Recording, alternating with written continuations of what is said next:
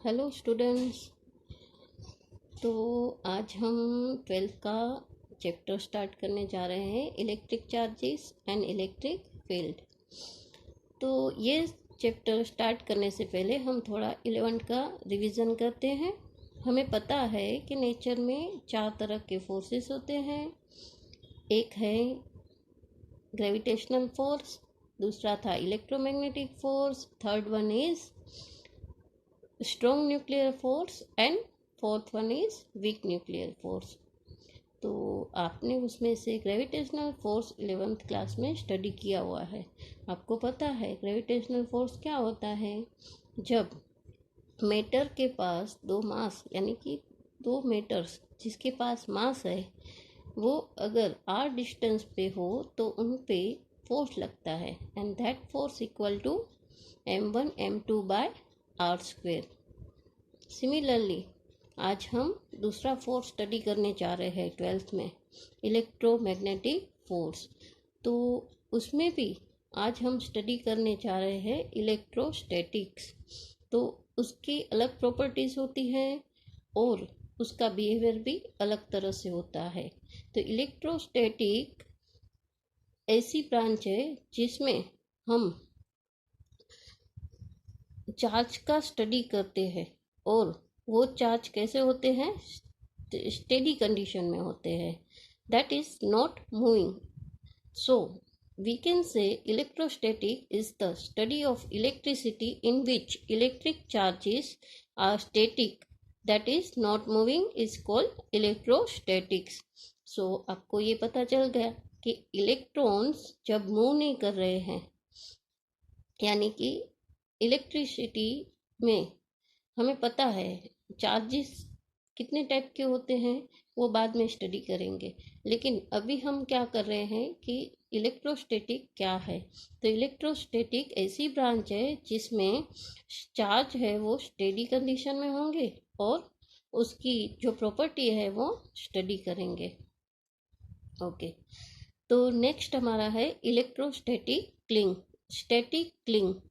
तो ये क्या होता है, आपने बहुत हम हाँ ऐसा बोल सकते हैं कि प्रैक्टिकल लाइफ में ये हम बहुत जगह देखते हैं लेकिन इसका हमें पता नहीं है। तो आज हम वो चीज़ सीखने वाले हैं कि इलेक्ट्रोस्टैटिक क्लिंग किसको कहते हैं और किस कारण से वो होता है।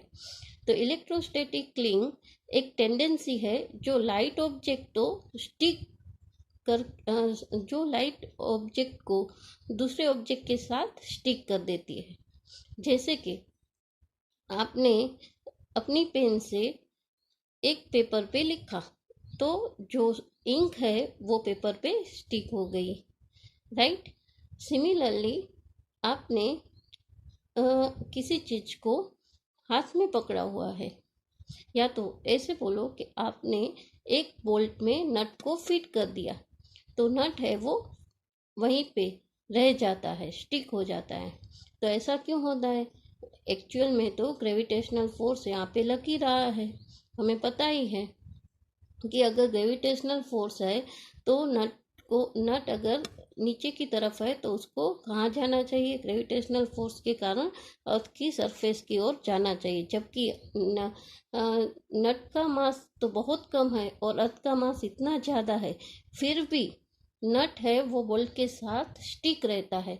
तो ऐसा क्यों, तो ऐसा इसलिए होता है कि उस पर एक और फोर्स लग रहा है जो ग्रेविटेशनल फोर्स से बहुत ज़्यादा है, बहुत ज़्यादा है।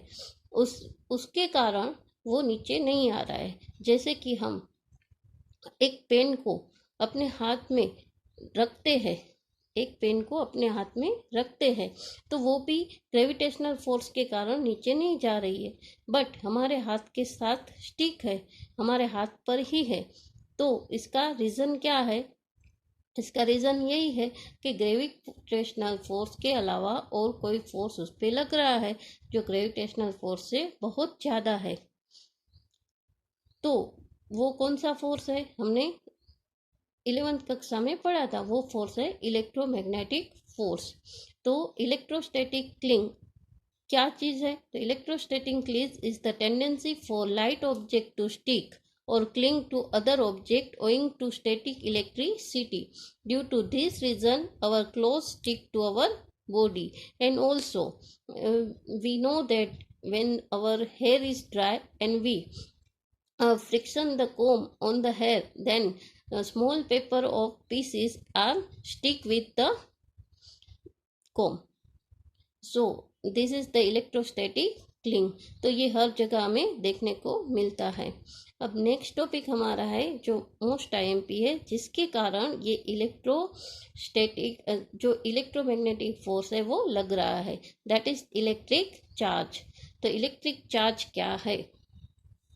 तो ये हमें सबको पता है कि आगे हमने पढ़ा हुआ है कि प्रोटॉन है, इलेक्ट्रॉन है, न्यूट्रॉन है, उन सब के पास कुछ ना कुछ चार्ज होता है.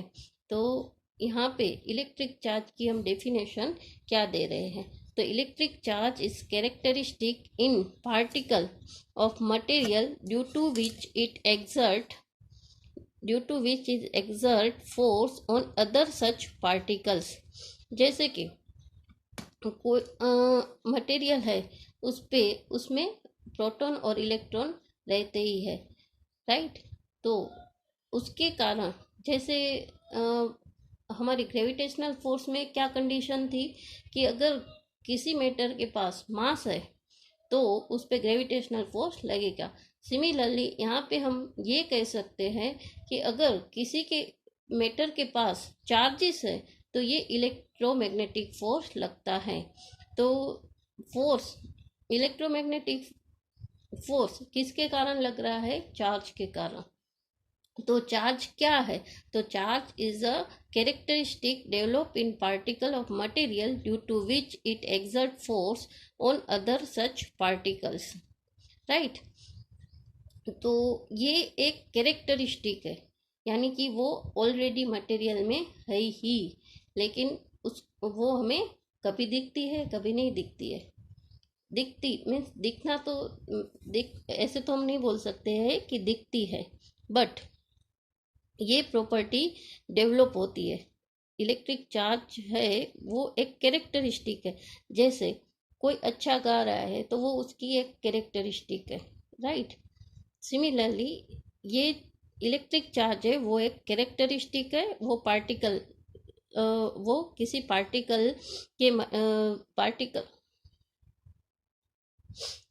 किसी पार्टिकल में डेवलप होती है, राइट. तो आया समझ में what is electrical charge?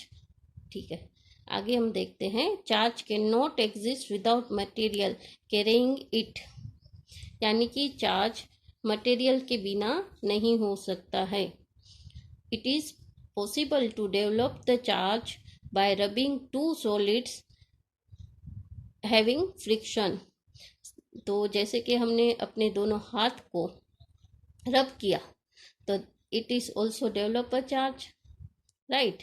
Next thing, carrying a charge is called electrification. अगर किसी पे चार्ज आ रहे हैं तो उसको हम इलेक्ट्रिफिकेशन बोलते हैं.